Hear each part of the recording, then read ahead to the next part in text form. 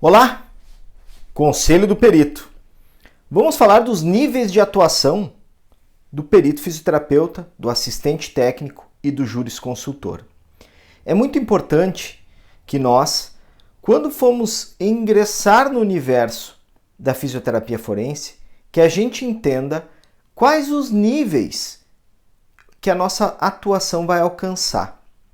Nesse sentido, nós vamos ter dois níveis. O primeiro, e o mais comum, é o administrativo. E o segundo, também comum, é o nível judicial. Por que é importante que eu saiba a diferença entre o nível administrativo e o nível judicial? Porque o regramento para atuar nesses níveis é diferente. Enquanto no nível administrativo nós vamos ter regramento próprio de cada entidade envolvida nos processos administrativos, no nível judicial nós vamos ter apenas um regramento, um único regramento. Tudo é mandado, a questão mandatória é o Código de Processo Civil. No nível administrativo, nós vamos ter que entender e analisar cada processo de maneira individual e conforme o regramento deste nível. Por exemplo, o DPVAT, que é os danos corporais causados por veículo automotor de vias terrestres. O DPVAT é um seguro que todo mundo paga aí junto ao licenciamento do seu carro. Teve até dezembro de 2020, ele foi administrado pela seguradora Líder, que era um consórcio das seguradoras. E depois, a partir de 1 de janeiro de 2021, ele passou a ser administrado pela Caixa Econômica Federal. Mas, de qualquer forma, em ambos, tanto na seguradora Líder quanto na Caixa, existe um regramento administrativo para você requerer esse seguro, a sua indenização.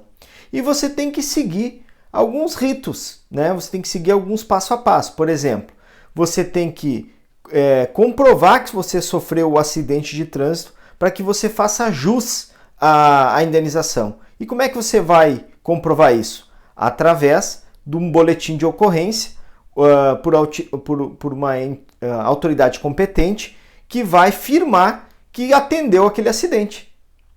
Você também vai ter que ter o boletim de internação hospitalar, que comprova que você deu entrada no hospital após um acidente de trânsito.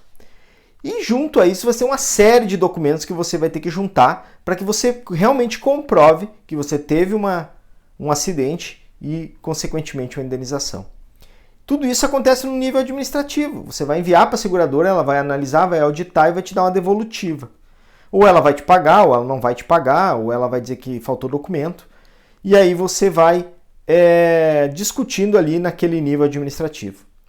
Isso também vai acontecer, por exemplo, no INSS. O INSS é um grande exemplo de nível administrativo.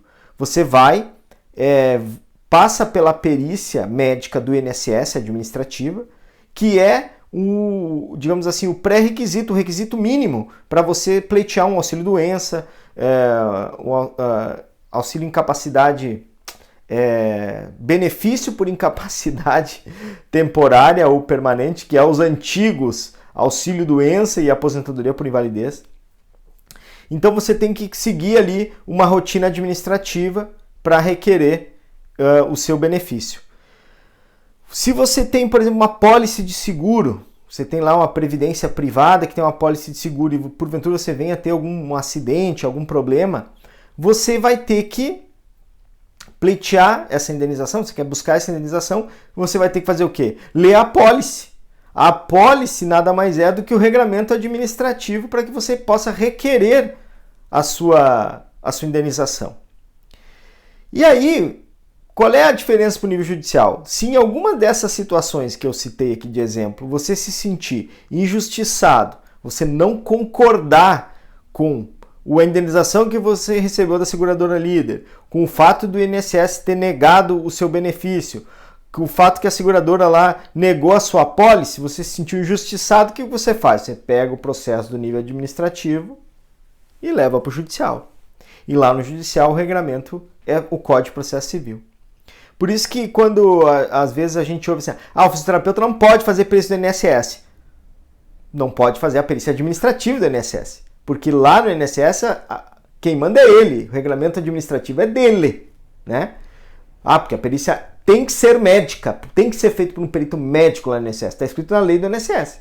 Entretanto, quando a gente tira do nível administrativo e traz para o judicial, a conversa é outra, né? Porque lá no CPC, ele não diz qual que é a formação acadêmica do perito judicial.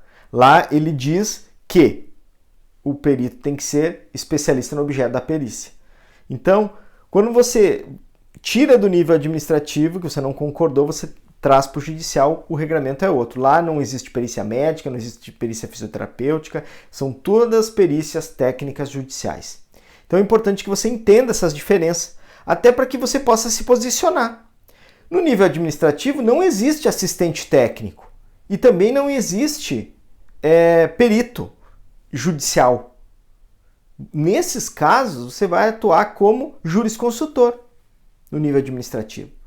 Você vai estar lá dando o seu conhecimento para o advogado, para o seu paciente, para que ele entenda como é que ele vai fazer ali para requerer o benefício, para requerer a apólice, para requerer o seguro DPVAT. Você vai fazer um parecer ad hoc, enfim, você vai desenvolver o seu trabalho como jurisconsultor para ajudar esse paciente a receber ou alcançar ali o que ele está buscando no nível administrativo.